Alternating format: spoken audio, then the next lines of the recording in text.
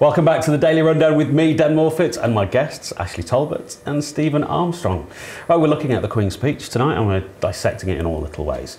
Also announced on the Queen's speech today, plans for a British Bill of Human Rights to replace the Human Rights Act will be published in due course and subject to consultations. Now, there are proposals for a new framework of human rights based on those set out in the European Convention, but taking into account UK's common law tradition. So this all, I think, is going to be dependent on the European elections on June the 23rd, but do you think one Bill of Rights is better than another? Which Bill of Rights is wrong? Well, it's a good question. I mean, I'm still baffled as to why, though, because if it's going to be largely based on the European Convention on Human Rights, which incidentally was drawn up with the assistance of a large number of British lawyers shortly after World War II.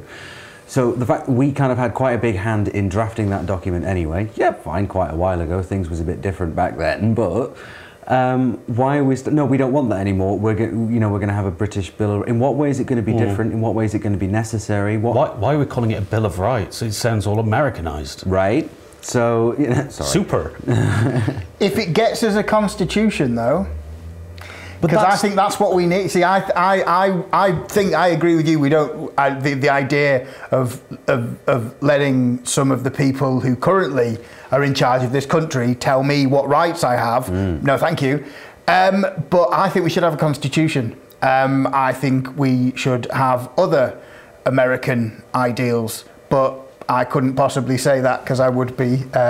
I would be saying cessationist things. Isn't it beautiful, though, that we don't have a constitution, that we still base a lot of things on Magna Carta, going way back, and common law? That's quite nice. Do we need this extra level of legislation in there to tell us what we can and cannot do and what we have a right to? I mean, it's kind of already... I'm sorry, it's but already there. It is already there. It's already there. And so to say, we must respect British traditions. Why? Which common law traditions are you on about keeping specifically? And in what way is that of benefit to you, which is why you're suggesting it? See, I'm sorry, we've done enough saying, oh, isn't the government nice today? But now let's hold them all over the coals. Seriously, this is the thing. We've already got the European Convention of Human Rights over us. It actually benefits us in many, many ways. And like you said, it was drawn up with a great sway of the British legal system, which was still intact and still working at the end of World War II.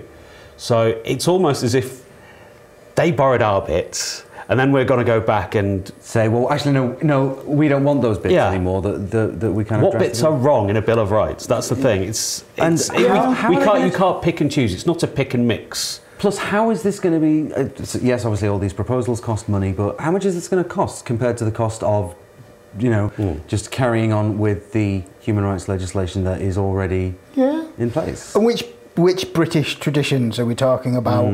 Are we talking about the British traditions that we don't like, that we shy away from? The British traditions at the moment are, if we look around Britain at the moment, that is traditions that come from Anglo-Saxon traditions, from French, Spanish, Chinese, Japanese, Albanian, Polish, Yugoslav, Czech, well, that's the weird thing. Rwandan, our Congolese. Judicial system is such a mishmash of world traditions. But it's great. I think that it is... The idea of where do we draw this line then? Is it the traditions of 1980s, the traditions of 2016s? We have the idea of British traditions. But isn't that a problem they have in America? A constitution with amendments by its very nature is amended. But, a few people in America look at the Constitution as almost if it's a biblical list of things that they have a God-given right to do. And I use my words very carefully there. If we had a British Constitution that was written, then it's not malleable, is it? Then people would always go, well, we've set it now. We can't change things. Well, unless there was a system of amendments, which you kind of hope there would be, because times do change, so... But it's... I fail to see how it would be any better, and So why are they even bothering? Yeah, I'm getting the feeling like you just want to stay with the status quo because it's beneficial and can be tweaked. From what I can in a sense see from you, Stephen, you actually want this sort of written in stone. You're for a British Bill of Rights. I want I want society to be fairer. I think that if I thought that this was the way to do it, then fine. But again, I heard Bill of Rights and I thought we already have all of America's programs and we have most of their clothing and their music stars. We don't really need to steal their words because they, like, you know, we kind of gave them traditions and then we swap it. As you say, I like this idea of swapping them together. Maybe there should be a move to a global Bill of Rights. Maybe we should have a global Bill of Rights so that humans have rights to water, freedom, equality, you know, all these things around the world rather than just focusing on Britain. Maybe we should open our scope up to try and help the world rather than focusing on our own little island. That's commie talk. Yeah. It is, and I'm proud to say it as well. A cross between a communist and one of the new seekers wanting to teach the world how to sing in perfect harmony, which is nice. Yeah. In fairness, I think you're right. Why aren't we sort of focusing on making everywhere else better? There's still that debate. We do that, but sadly with guns and wars. Well, so that doesn't really make it better, does it? No. Looking at that, I think that will be decided upon what happens in the referendum. Yes. But you talked about rights. Another one of those rights that was outlined today in the Queen's Speech is the Digital Economy Bill. It says that every UK household will have a legal right to fast broadband. This means that properties in the remotest areas of the UK might have to contribute to the cost of the installation. But it also means that there's an automatic right for compensation when broadband services go down. So Wi-Fi is now on par with electricity and water as an essential right. Do you think this is another step in the right direction? See, this is a contradiction in the Queen's Speech, because another part of the Queen's Speech was cracking down on access to pornography, which I'm for.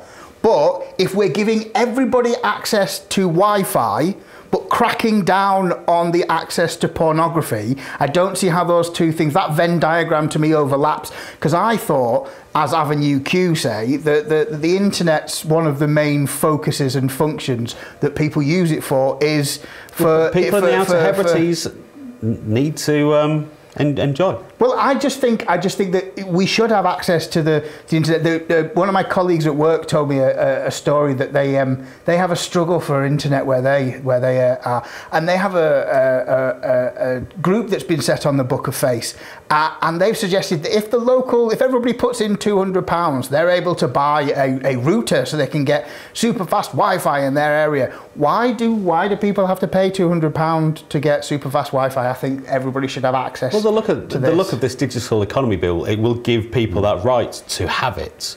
But it is basically putting internet access up there with water. I can still remember dial-up. True, yeah. Well, I mean, you know, as we've said, times change, and some people don't view water as a right because there's a big food company that doesn't see water as a public right. Well-known food company and food products company whose CEOs have said repeatedly that no, humans don't have a right to access water. We can charge them for it in the poorest areas. No, we're not going to stop doing that sort of thing.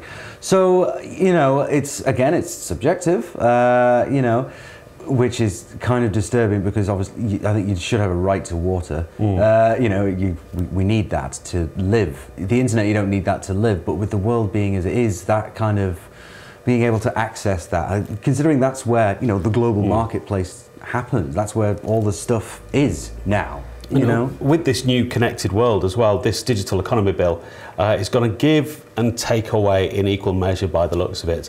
So they're saying that, yeah, we can have pornography, but we need an age verification on that website. But if you just put in a fake year on the webpage, I don't know what that's going to do. It also gives us the right to not be constantly spammed, and companies are going to have greater fines if they annoy us with poor adverts or emails. However, it gives the governments of the day and of the future more access to our privacy online, more access to our data, and as we're doing virtually everything online, talking, video calls, that's a worry, isn't it? They're already doing that, dude. Yeah. They are already doing that. You know, as came out quite famously, and the extent of it, really only recently. So they're saying, oh, we want to be able to do more of that. I mean, okay. So you can have internet, but it's our internet. I mean, there are people who make a living out of selling their information. There is a way that you can make money out of your information. If you know how to, you can get companies to pay you for your information. So it's moving maybe towards the idea of people being able to monetize their own personal information by so personal identity becomes open sourced and monetized. Yeah, it is in there. If you look at the newspapers, there's stories out there of people, and there are names of people out there who make money out of companies by selling their data. Have you been reading Dear Deirdre again? No, I have very personal experience of this. Not me personally, but yeah, personal information will be moving forward. So yeah, the government, the idea of getting access and information. I mean, let's not kid ourselves. You know, anybody who has a loyalty card, if you have a Nectar card or a Tesco Club card, they already know. You know, if it's not a surprise why people, you know, you get adverts on the Book of Face that are targeted to you. Just bought. Yeah, that you've bought. Which can be embarrassing, actually, because I got some rather risque clothing not long ago, and then I was checking my emails, you know, just on my Outlook, and the adverts were there advertising some very similar items. And so my housemate was like, "So, what have you been shopping for, Ashleigh?" Nothing. Well, as long as it involves talcum powder, we're all adults here. As anything with the Queen's Speech, it's not written in stone yet. These are just proposals, and they don't get everything through Parliament, through delays and, to use another American term, filibustering. So we'll see what happens in the next few months. Right, it's time for another break now, so go make a trip to maybe the smallest room in the house, check on the Liverpool score, and we'll see you in a couple of minutes' time with drug cheats and medals.